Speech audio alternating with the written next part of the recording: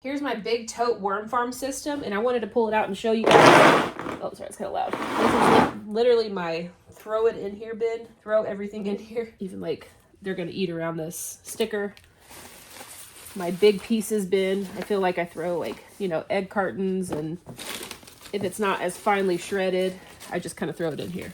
In all my other bins, I do like finely shredded cardboard and cocoa core, and in here it just, you know, goes slower, but they do eat it. And so if I sweep the ground, I throw it in here. I feel like if I have any kind of leftover anything laying around, I throw it in here. On this end, there may be some worms, but I mostly have fed on this end. And so the majority of this side will probably be castings is my guess. There's no drainage in this system. There's no drainage holes in the bottom. So when you do run a bin like this, you need to make sure that you're fluffing it up, that it gets aerated, there introduces oxygen back in. You don't want it to go anaerobic. There's nowhere for the extra moisture to go. So you need to make sure that you're taking care of it. So let's dive in here.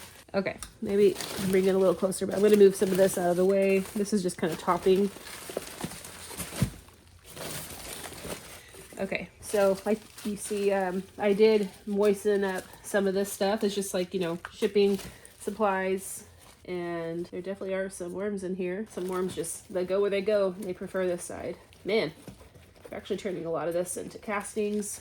You see how there's just more big chunky pieces, but the worms are still very happy. So that's a good sign. It's still really moist in here, but like I said, just bigger, chunkier pieces. Things that, these were the honeycomb things. They're harder to go through the shredder. So I just kind of tore them up in a few pieces, but then just threw it in here.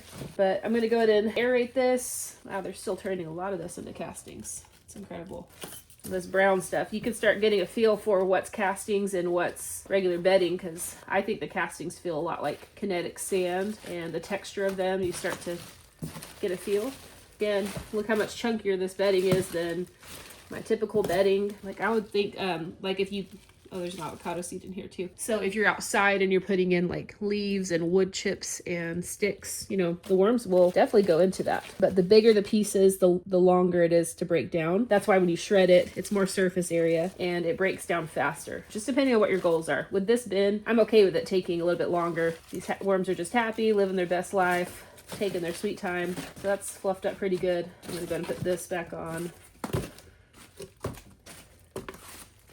Just showing that you can run your worm farm like this. You don't have to be real tedious with making sure every little thing's broken down. Okay, let's move back over here. Let's move to the other side of this. Okay, so I do have newspaper on here. You can see some worms. They like to hang out in between the newspaper. And let's peel this back. You see how there's a lot more, I don't know if you can see, but there's a lot more castings and finer pieces in here. A lot more worms. Because I fed a bunch of food over here. I'll usually dig a huge trench and put a whole bunch of food. There's like a skin of something. From what I'm feeling, the majority of this is castings. I throw tons of avocado pits in here because they can't blend up very well or go through the electric composter, but they do eventually break down in here and sometimes even sprout. I'm feeling a lot of this is castings. I'm probably gonna have to harvest this soon, or at least throw in some fresh bedding. Maybe I could even bring some of these bigger chunks down here, I don't know. But look at this, most of this is castings. And I'm not feeling a bunch of food except for those avocado pits. I did feel like a mango pit in here too, but either way, I wanna get to the very bottom. Oh, look, here's an avocado seed. See how they sprout? It's very fertile in here. There's a mango pit. It takes forever to break down. They eat all the flesh, but then this itself, it takes forever. So tons of worms. This is awesome. So if there's no drainage, it can get very muddy at the bottom. You have to be careful.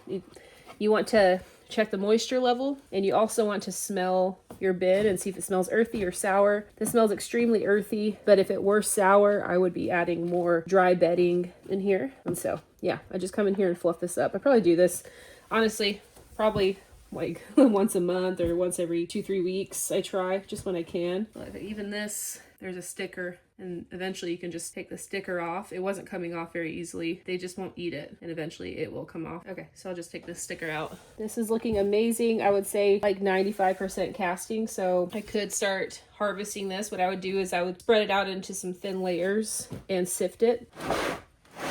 But I think what I'm going to do, there's always different options you could do. And so what I'm going to do is I'm going to leave these here since I'm not in a rush to get these. And I'm going to go to the opposite side and feed it and hope that over the next maybe like month, these worms or a lot of the worms will start migrating over that way because they sense where the food is. So I'm going to put a huge feeding over here, get a lot of these worms to migrate over, and then I could easily harvest this with less worms. That's one way you could harvest too. It just takes more time. So we'll see. I don't know. We'll check on it in like a month and kind of see. But let's go ahead and this is all fluffed up. I am going to cover it back up. And like I said, I'm going to do a feeding over here. I did cover this back up because I didn't realize this other side is mostly castings. But so you want this bedding to be like the moisture of a wrung out sponge, which you see how it's holding together like that. I think that's good moisture level. And when I add in some food, so I made this trench. When I add in food, it will add to the moisture. So like if your bedding's very dry, you probably don't need to put down any extra carbon, but if it's really wet and you want the food to, to kind of be absorbed, I like to put like a handful of shredded cardboard down there. But in this case, there's some dry carbon still. I can just throw it down here, and then I'm going to put some food in here. It's just bigger pieces. All right, I got a whole thing of baby carrots that went bad and slimy in the back of the fridge. So we're gonna add this in there. There's tons of worms in here. It's like a frozen block. I probably can check on that. It'll thaw out. I put a whole apple in there. And this broccoli head went bad in the fridge. Let's do that. This is some of my veggie powder. I just put it through an electric composter, just to add a little bit more variety. And then this is my worm chow, and it has grit in there. You want to provide grit for your worms because they have gizzards, and it helps them grind up their food. It also balances the pH, and then when they eat it and it comes out in their castings, all that calcium is more readily available for your plants. So I do like to add a little bit of worm chow or some kind of grit like pulverized eggshells every feeding. So this is a huge feeding. Definitely don't do this if you have a little bit of worms or your bin is not very established. There are tons of microbes in this bin.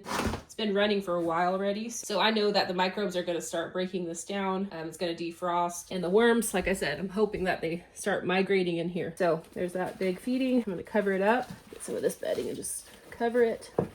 It is frozen, and the worms don't like the cold, but they will move away while it defrosts for a day or two, and then they'll move right back in. Freezing it also helps break down the cell walls so they can eat it a lot faster. So maybe we can even come back in here and check and see how long it's taking them to eat this. I will say sometimes when I come and check, I'm like, it's better to just leave it alone and let them do their thing, unless you smell something bad. This food is going to be decomposing, so it smells a lot better and more earthy when you just check on it later and it's all castings. Okay, so that's all covered up. I'm going to throw this back on here.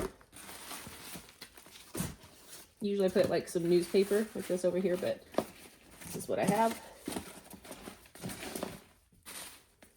All right. So we'll see how well they migrate.